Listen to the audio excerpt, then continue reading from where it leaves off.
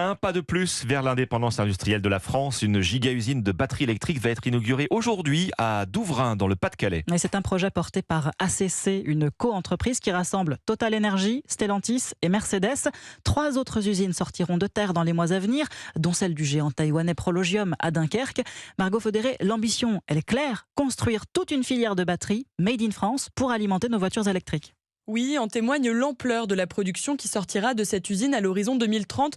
40 gigawattheures de batteries par an, de quoi équiper 500 000 voitures électriques selon Bercy. À elle seule, l'usine couvrira donc un quart de l'objectif fixé par Emmanuel Macron, à savoir 2 millions de véhicules électriques fabriqués dans l'Hexagone chaque année à partir de 2030.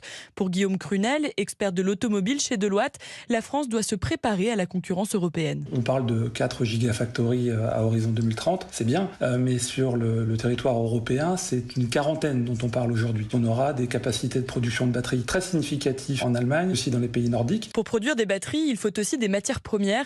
L'entreprise Imerys a annoncé son intention d'exploiter la première mine de lithium en France, dans l'Allier. Mais il faut encore aller plus loin, explique Guillaume Crunel. Toute une partie autour du raffinage, de la chimie lourde, de l'électronique de puissance, de l'électronique de la batterie. Seul absent de taille aujourd'hui pour cette première gigafactory française, le président de la République qui s'était pourtant rendu à Dunkerque pour l'annonce d'une future usine taïwanaise de batteries. Margot Faudéré.